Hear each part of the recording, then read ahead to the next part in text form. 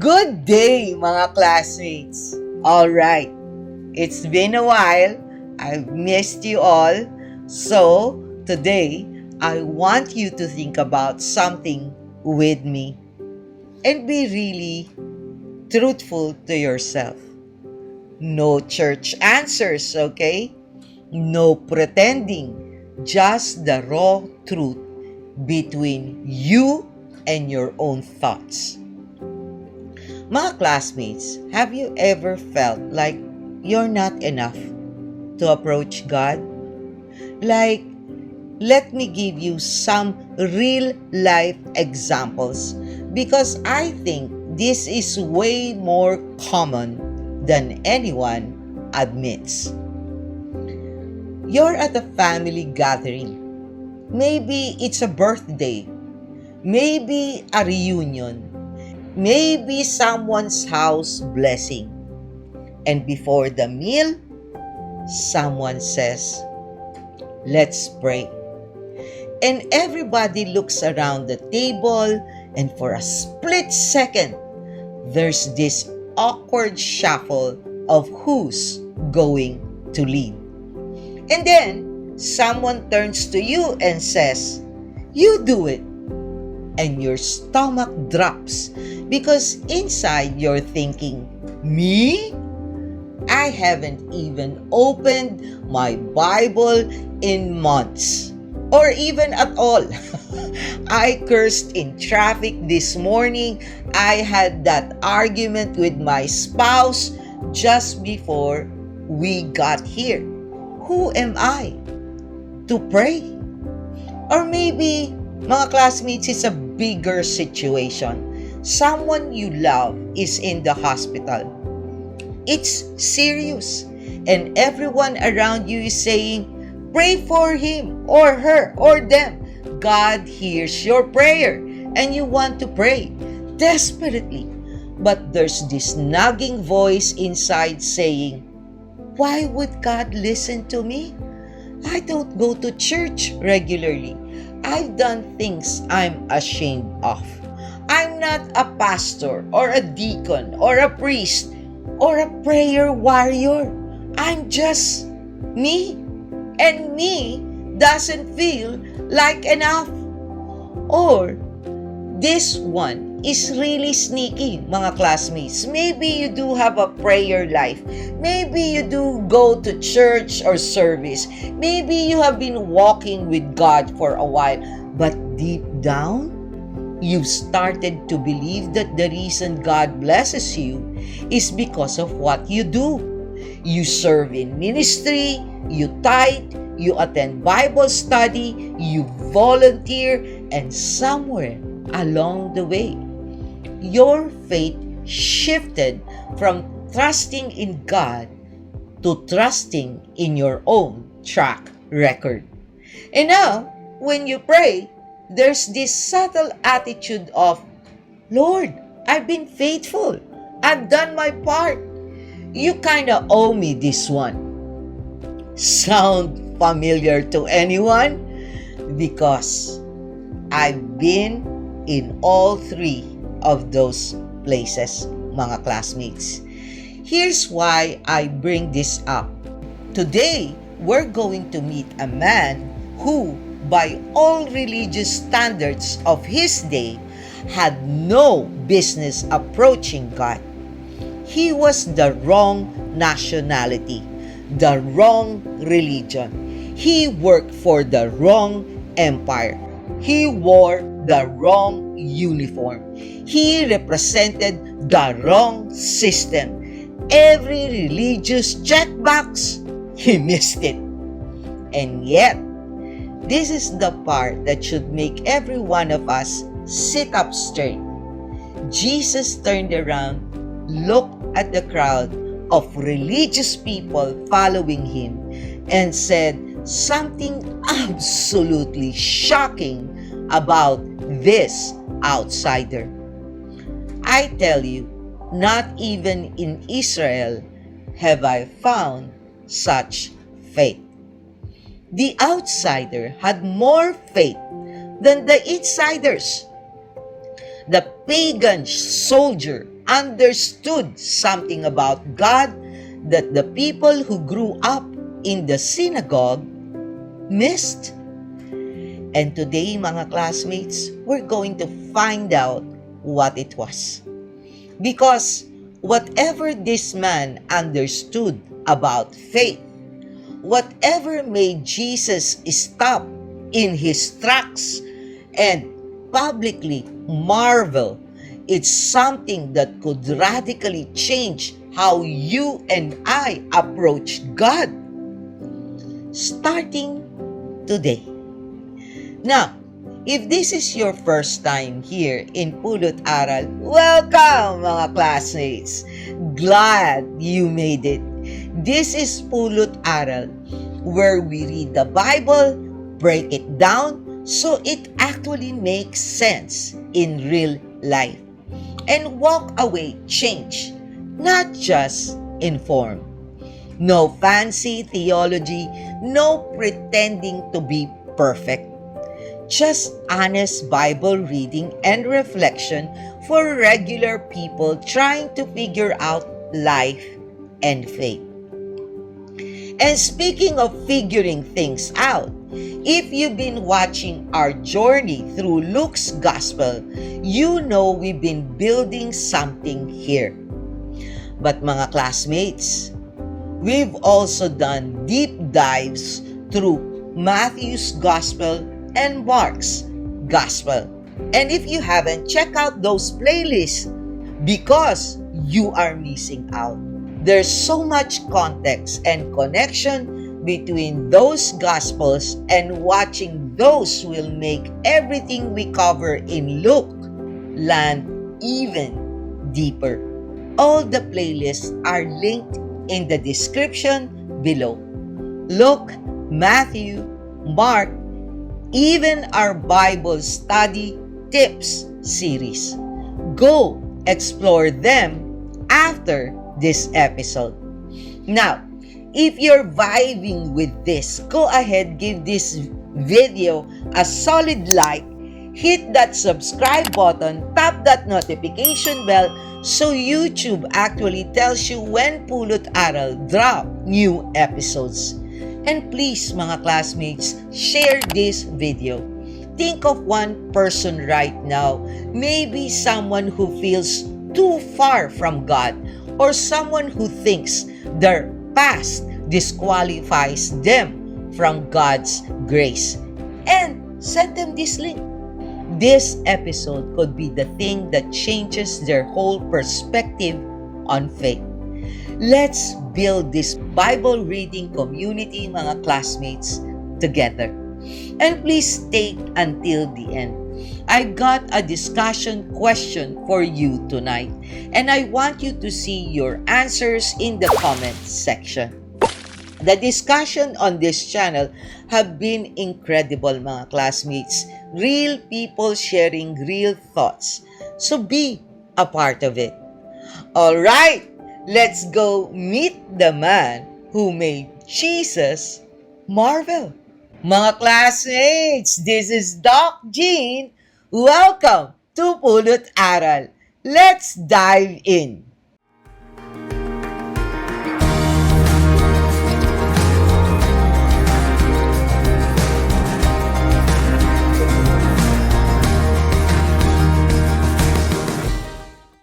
But first, mga classmates, let's pray.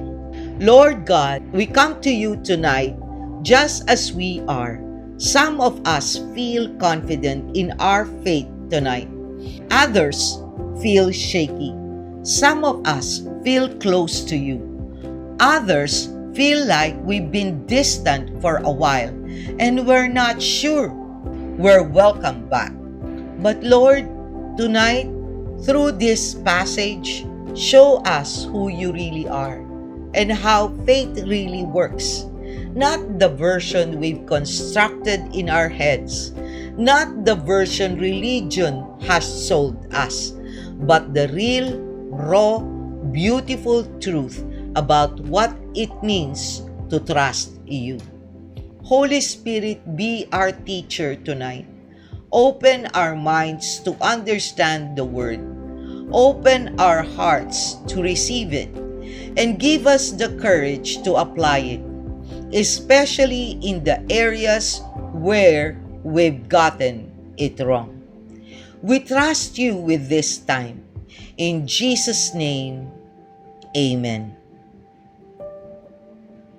Mga classmates, this is one of those stories that seems simple on the surface, a healing story, a miracle account. But when you dig in, the layers are incredible. Pay attention to every detail. Who speaks, who doesn't, who goes, who stays. It all matters. Mga classmates, let's open the Word. We're reading today from the Gospel of Luke, chapter 7, verses 1 to 10, from the ESV version. Jesus heals a centurion's servant. After he had finished all his sayings in the hearing of the people, he entered Capernaum. Now, a centurion had a servant who was sick and at the point of death, who was highly valued by him. When the centurion heard about Jesus, he sent to him elders of the Jews, asking him to come and heal his servant. And when they came to Jesus, they pleaded with him, earnestly saying, "He is worthy to have you do this for him, for he loves our nation, and he is the one who built us our synagogue." And Jesus went with them. When he was not far from the house, the centurion sent friends, saying to him, "Lord, do not trouble yourself, for I am not worthy to have you come under my roof. Therefore, I did not presume to come to you. But say the word, and let my servant be healed. For I too am a man set under authority, with soldiers under me. And I say to one, 'Go,' and he goes. And to another, 'Come,' and he comes. And to my servant, 'Do this,' and he does it." When Jesus heard these things, he marveled at him, and turning to the crowd that followed him, said, "I tell you, not even in Israel have I found such faith." And when those who had been sent returned to the house, they found the servant well. Overview and context of Luke 7 verses 1 to 10. Okay, mga classmates, let's unpack this. And I'm going to need you to put on your first century glasses for a minute, because this story is so much more explosive than it reads in English.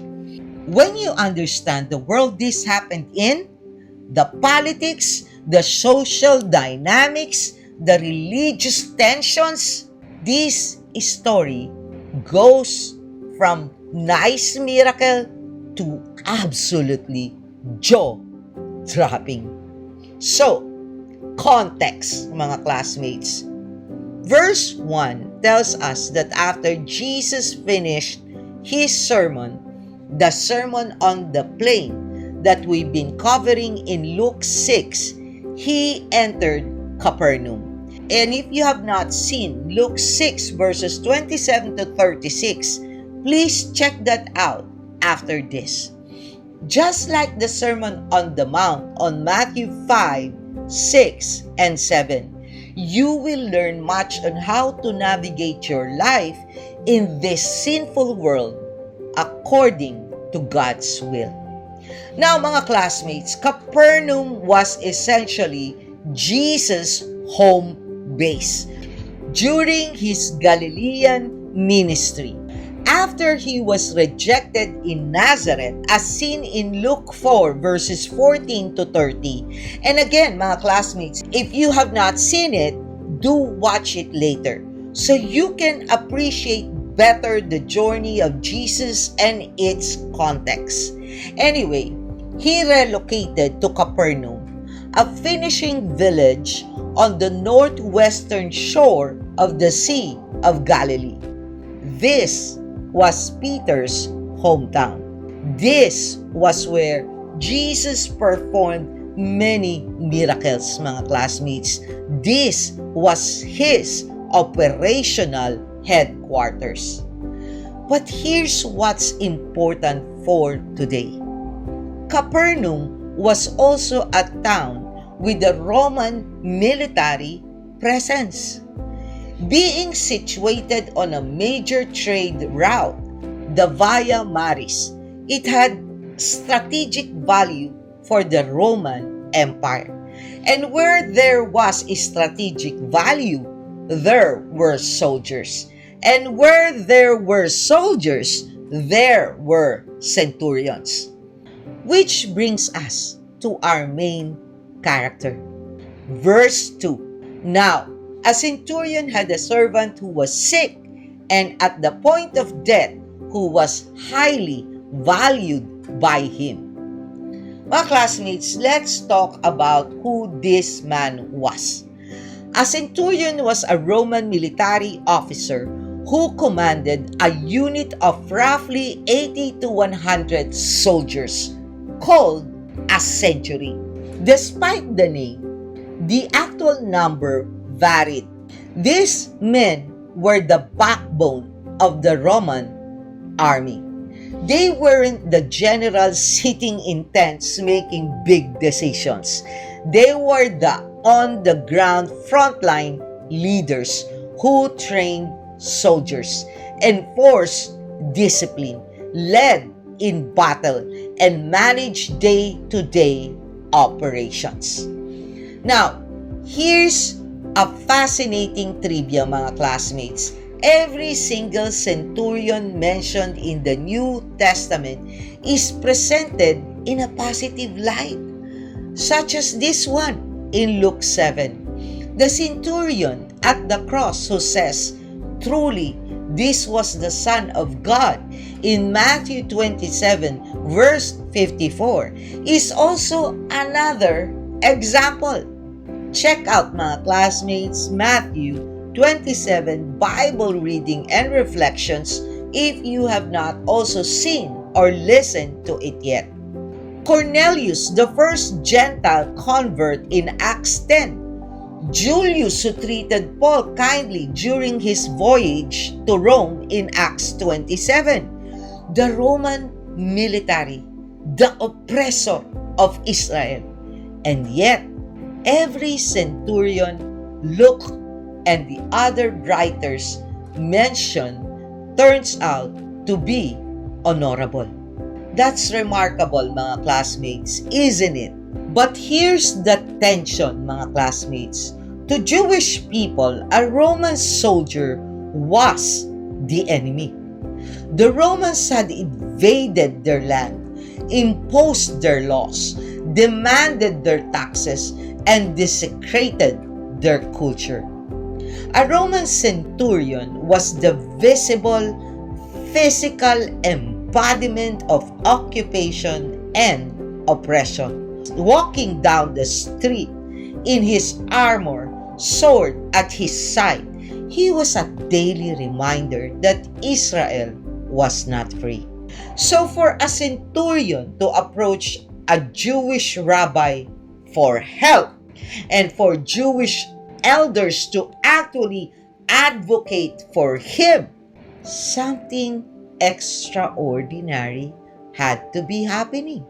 And it was. Verses 3 to 5, when the centurion heard about Jesus, he sent to him elders of the Jews, asking him to come and heal his servant. And when they came to Jesus, they pleaded with him earnestly, saying, "He is worthy of you to do this for him, for he loves our nation, and he is the one who built us our synagogue." Mga classmates, stop right there. This is huge. Let me point out several things. First, the centurion sent Jewish elders. He didn't come himself. He used intermediaries. We'll come back to why in a moment because it's critical. Second, the Jewish elders don't just politely relay the message. They pleaded earnestly.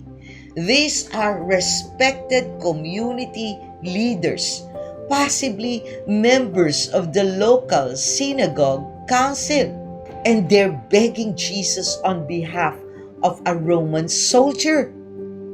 Mga classmates, that's extraordinary. Third, their argument for why Jesus should help. He is worthy. He deserves it. Why? Two reasons. He loves our nation and he built our synagogue. Now, mga classmates, here's the historical trivia. It was actually common in the ancient world for wealthy Gentiles, especially Roman officials, to serve as benefactors or patrons of local communities. The Greek word for the kind of person was euergetes, a benefactor. In a system called patronage, wealthy individuals would fund public works, buildings, temples, infrastructure, and in return, they'd receive social honor and goodwill from the community. So, mga classmates, this centurion didn't just tolerate the Jewish community in Capernaum. He actively loved them and invested in them. He funded their synagogue. And mga classmates, archaeological evidence may support this. In Capernaum today, you can visit the ruins of a synagogue, while the standing remains date to the 4th to 5th century AD. Archaeologists have found basalt stone foundations underneath that date to the 1st century, possibly the very synagogue this centurion built. You can stand on the stones that this man's money may have purchased. But here's where the story takes its most incredible turn.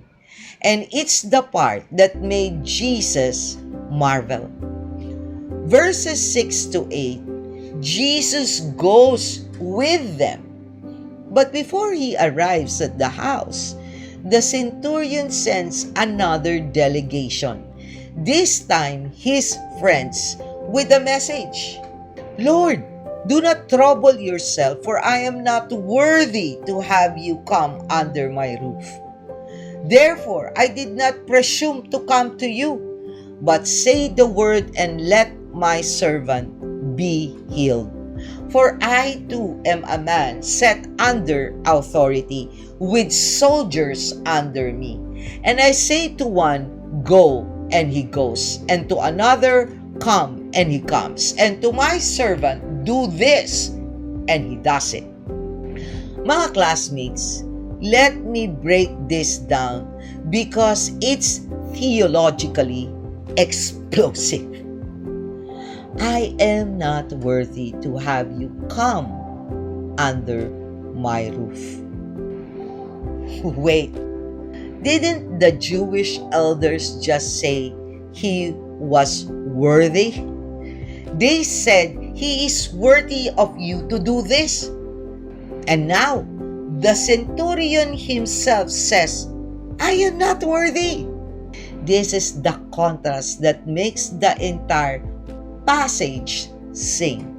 The elders evaluated his worthiness based on his works, what he had done, what he had built, how generous he was. The centurion evaluated his worthiness based on who he was.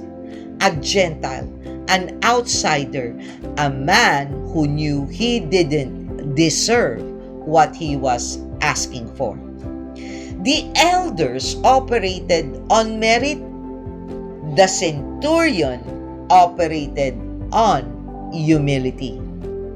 And mga classmates, here's a deep layer of cultural context. In Jewish law, if a Jew entered the house of a Gentile, they would become ceremonially unclean. This was rooted in purity laws and the concern for contamination from Gentile food, idols, and practices.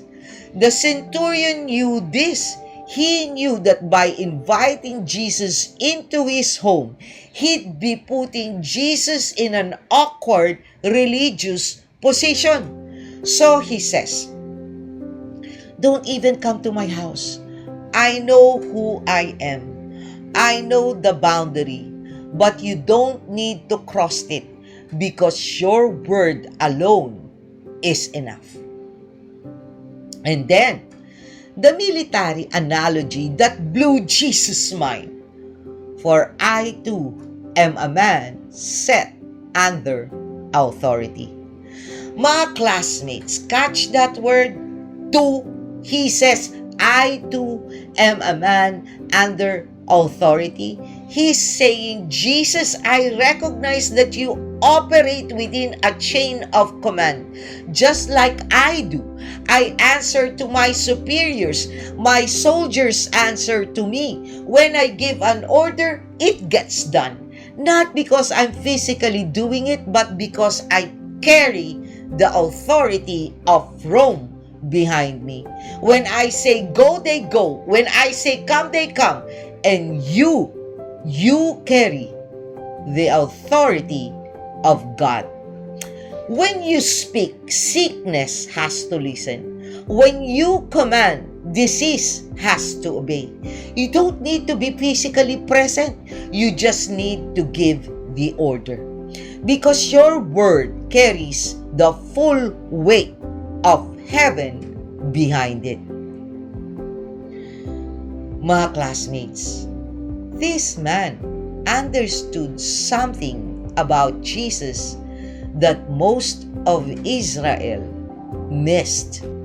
He understood that Jesus wasn't just a miracle worker who needed to touch people to heal them. He understood that Jesus carried divine authority, the kind of authority where a single word reshapes reality.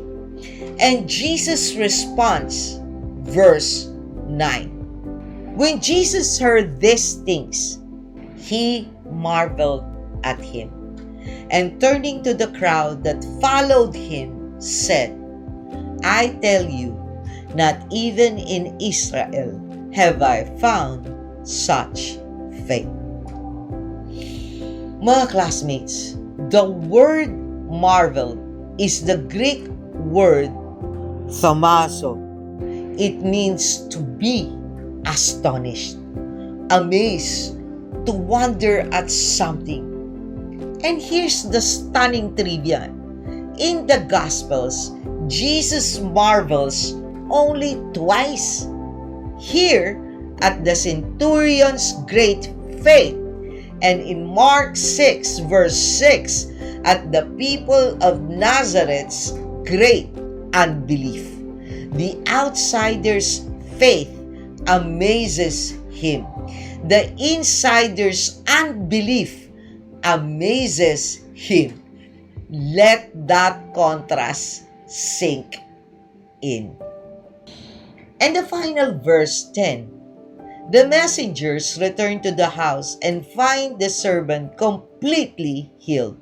No dramatic touch, no visit, no ritual, just a word is spoken from a distance, and it was done. All right, mga classmates, let's bring this into our lives. For Luke 7 verses 1 to 10, today's reflections are organized into the acronym WORTH. WORTH. Because at the center of this story, mga classmates, is a question that every one of us wrestles with. Am I worthy enough for God to show up in my life? W. Worthiness is not the currency of heaven. Faith is. Let's start with the thing that most of us get wrong, mga classmates. The Jewish elders said the centurion was worthy because of what he did. He built a synagogue. He loved the Jewish nation. He was generous. He was kind. He had a good track record. And look, mga classmates, those are good things. Nobody is saying otherwise.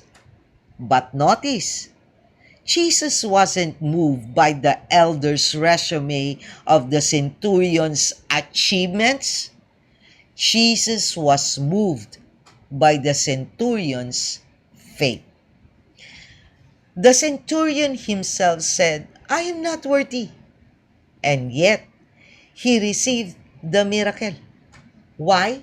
Not because of his works, because of his trust. Mga classmates, this wrecks the way so many of us approach God. We come to God with a mental checklist. I went to church last Sunday. I tithed this month. I volunteered at the outreach. I shared a Bible verse on social media. I haven't cursed in 3 days. And we stack those things up like a resume, hoping they're enough to earn God's favor. And then when something goes wrong, when the prayer isn't answered, when the blessing doesn't come, we scramble to figure out what we didn't do. Maybe I should have fasted. Maybe I missed devotion. Maybe God is punishing me because I skipped prayer meeting last week. But mga classmates, that's not how it works. God's response to you is not based on your performance. It's based on your trust. The centurion had zero religious credentials, zero temple attendance records, zero Jewish heritage, and Jesus said his faith was greater than anyone he'd found in Israel. Mga classmates, you don't come to God because you're worthy. You come to God because He is. And faith is simply believing that He is who He says He is, and that His word is enough. Oh, others can carry your requests, but only you can carry your faith. Here's something interesting, mga classmates, about this story. The centurion sent intermediaries, first the Jewish elders, then his friends. He never personally stood in front of Jesus. And there's nothing wrong with that, mga classmates. In fact, asking others to pray for you, to intercede for you, to bring your needs before God, that's beautiful. That's community. That's what the body of Christ is supposed to do. But here's the key, mga classmates. The elders came to Jesus with the centurion's resume. The friends came with the centurion's faith. The elders said, he's worthy because of what he's done. The friends relayed, he says he's not worthy, but he believes your word is enough. Same request, two completely different foundations. Mga classmates, think about this in your own life. How do you approach God? Through your accomplishments or through your trust? When you ask someone to pray for you, are you asking them to remind God of how good you've been? Or are you humbly saying, I don't deserve this, but I believe God can do it anyway? Because here's the reality, mga classmates. You can have the best prayer warriors in the world praying for you, the most respected elders interceding on your behalf, but at the end of the day, it's your faith that moves God's heart. Others can carry your request. Only you can carry your faith. And if you want to explore this idea of intercessory prayer and community further, mga classmates, we've covered some powerful related themes, especially in the stories of the paralytic whose friends lowered him through the roof on Mark 2, verses 1 to 12, on Matthew 9, verses 1 to 8, and recently Luke 5, verses 17 to 26. Faith exercised in community. Same energy. Check those out, mga classmates. R. Real authority doesn't need to shout. It just speaks. The centurion understood something about authority that most people miss. And mga classmates, this lesson extends way beyond theology into how we live our daily lives. The centurion said, I say go, and he goes. I say come, and he comes. He didn't need to scream. He didn't need to threaten. He didn't need to physically force anyone. He just gave the command, and it was done. Because his authority was real. People, mga classmates, who have real authority don't need to prove it. They don't need to flex. They don't need to yell. They don't need to manipulate. They just speak and things move. Now, transfer that understanding to Jesus. The centurion recognized that Jesus didn't need to put on a performance. He didn't need to come to the house, lay hands on the servant, pray dramatically, and put on a show. He just needed to speak. Because his authority was real. His word carried the weight of the God of the universe behind it. And mga classmates, here's where this applies to us in our culture. We often associate power with noise. The loudest person in the room, the most dramatic prayer, the most emotional worship, the biggest gestures, we think that's where God is working. But this story says otherwise, mga classmates. God works through a word, a quiet, authoritative, no drama word, and it accomplishes what it is sent to do. So maybe, mga classmates, maybe some of us need to stop performing for God and start simply trusting His word. Stop the frantic bargaining. Stop the desperate deal-making. Stop the religious theatrics and just believe quietly, confidently, like a soldier who knows his commander. That when God speaks, it's already done. I remember mga classmates, just like April 7, God gave me a gift and a miracle, and some of you may doubt the veracity of what I will share to you. But I don't care because I know what happened and I trust Him, and it's a miracle. Around 3 weeks ago, prior to April 7, during my last physical therapy session, I felt pain and a weakening of my muscles. I had an online consultation with my doctor because to be physically present, I would need to ride an ambulance, which would cost me.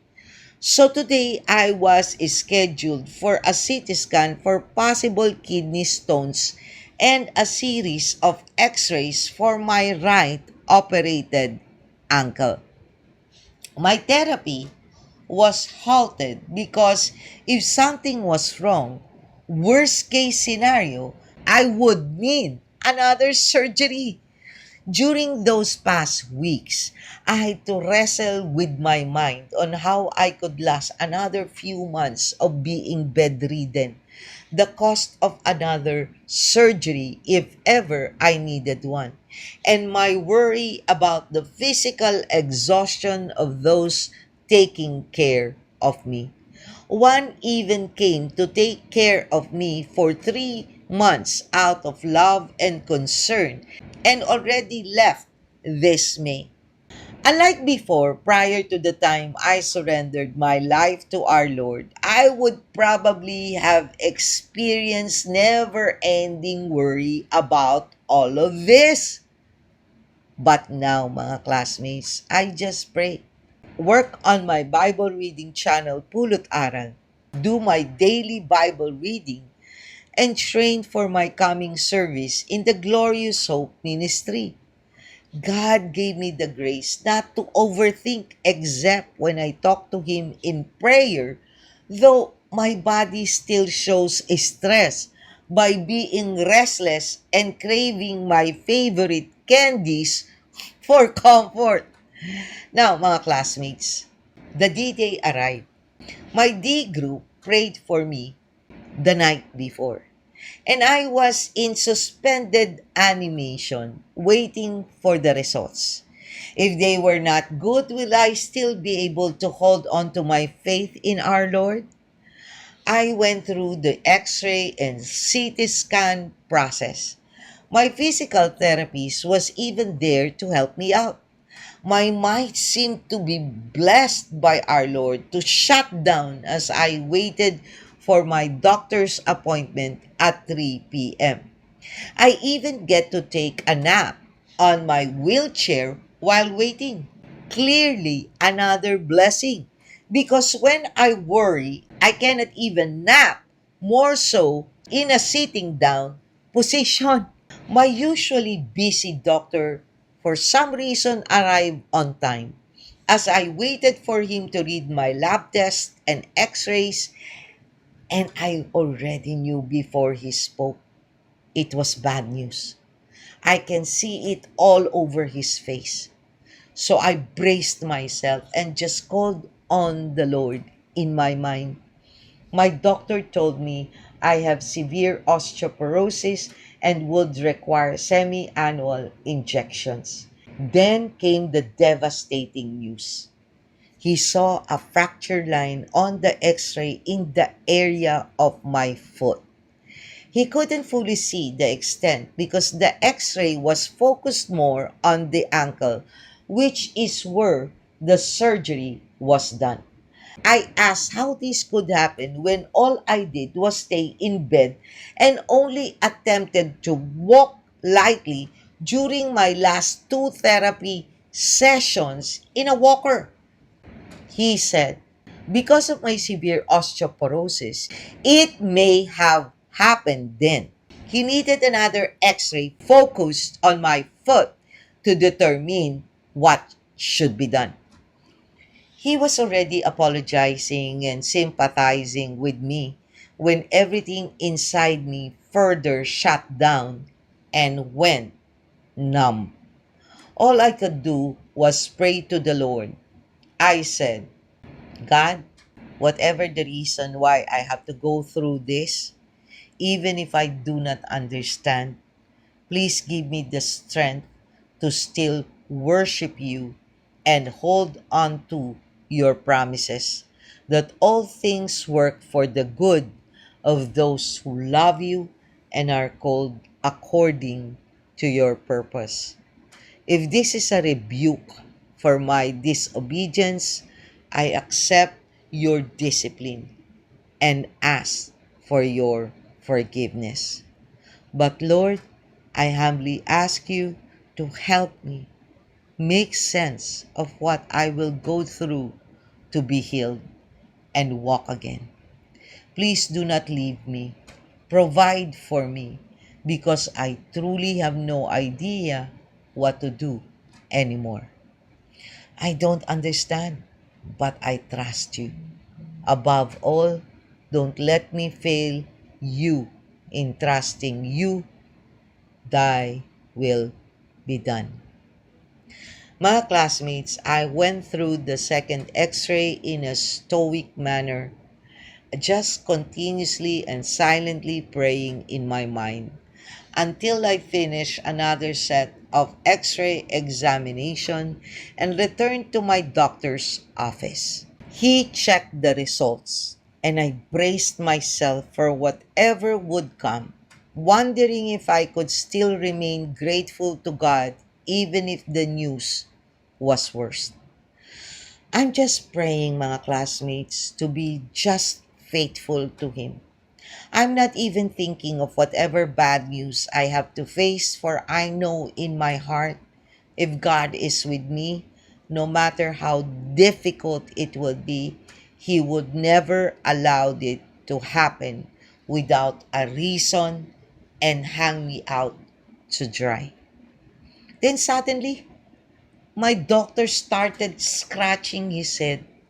He opened the previous x ray again. He was bewildered. And then he said, I don't understand. There's no fracture. He showed me the first x ray with the clear fracture line versus the new one where it had disappeared. He tried to explain possible reasons, artifact, error, but dismissed them immediately because it didn't make sense. And all I could say to him was, I don't care what it is, Doc. I just want to thank God. He said, yes, thank God. But in every fiber of my being, I knew it was a miracle because I trusted Him. That, mga classmates, I learned the power of faith in Him. T. The people closest to God aren't always the ones who look the part. Mga classmates, this might be the most uncomfortable reflection tonight.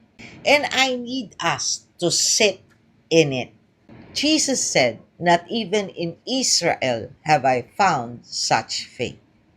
Israel, God's chosen people, the nation that had the Torah, the prophets, the temple, the covenant, the promises, the history. They were supposed to be the ones with the greatest faith. And an outsider, a Roman soldier, a Gentile, a man from a pagan empire, beat them all. Mga classmates, this pattern repeats throughout the Gospels. The Samaritan woman at the well understood worship better than the Pharisees. The Syrophoenician's woman's faith impressed Jesus. The thief on the cross entered paradise before most of the disciples understood the resurrection. The pattern is clear, mga classmates. Proximity to religion does not equal proximity to God. You can grow up in church, attend every service, memorize every verse, lead every Bible study, serve on every committee, and still miss the point. Because none of those things are faith. They can be expressions of faith, but they can also be expressions of habit, culture, performance, or obligation. And meanwhile, the person sitting in the back row who just walked in for the first time, the one with the tattoos, the past, the messy life, the wrong background, they might be the one with the faith that makes Jesus marvel. So mga classmates, before you look down on someone who doesn't look religious enough, doesn't know the right songs, doesn't use the right words, doesn't come from the right background, remember this story. The centurion didn't look the part, but he had the faith. And God has never ever been impressed by appearance. H. Humility opens doors that entitlement closes. The centurion said, I am not worthy. And that right there, mga classmates, is what opened the door. Not his generosity, not his synagogue building, not the Jewish elders' endorsement, his humility. Mga classmates, think about how countercultural that is. We live in a world that says, know your worth, demand what you deserve. You're enough just as you are. And listen, self-respect and healthy confidence are not bad things, mga classmates. But there's a difference between knowing your value as a person and believing you've earned God's favor through your achievements. The centurion was a powerful man. He commanded soldiers. He funded buildings. He was respected by the community. He had every reason to walk up to Jesus and say, do you know who I am? I built your synagogue. I deserve this. But he didn't. He said, I'm not worthy for you to even step into my house. And mga classmates, that humility, that honest, unforced, genuine acknowledgement of who he was before God, that is what moved Jesus. Because humility doesn't say, I'm worthless. Humility says, I know who I am, and I know who God is. And the gap between us isn't closed by my achievements. It is closed by His grace. Mga classmates, entitlement says, God owes me because of what I've done. Humility says, God doesn't owe me anything, but I trust Him anyway. Which posture do you approach God with? Because this story makes it clear. Humility opens doors that entitlement will always keep closed. And this connects beautifully to the Beatitudes we covered in our Luke 6 verses 20 to 23 episode. Blessed are the poor, those who come to God with nothing to offer except their need. Same spirit, same truth. Go revisit that episode in the Luke playlist if you haven't already. Okay, mga classmates, let's bring this closing. Here's the tonight discussion question for the comment section below. And I want your real answer. Do you approach God more like the Jewish elders, presenting your resume of good things you've done, or more like the centurion, humbly admitting you're not worthy, but trusting that His word is enough? Be honest, mga classmates. No judgment, just real talk. Drop your answer below. Let's have a conversation that actually matters. So, to quickly recap today, in Luke 7, verses 1 to 10, a Roman centurion, an outsider, a Gentile, a man with zero religious credentials, demonstrates a faith so profound that Jesus publicly marvels and says he hasn't found anything like it in all of Israel.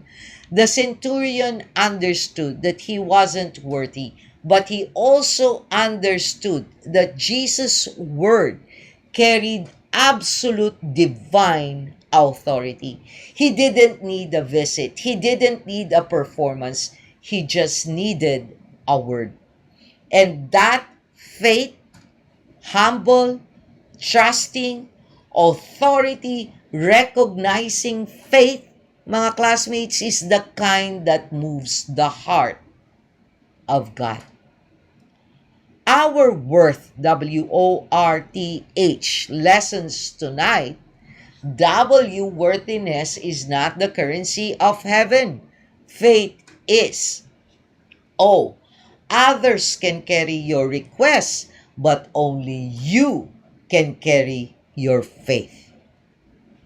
R, real authority doesn't need to shout, it just speaks. T, the people closest to God aren't always the ones who look the part. H, humility opens doors that entitlement closes.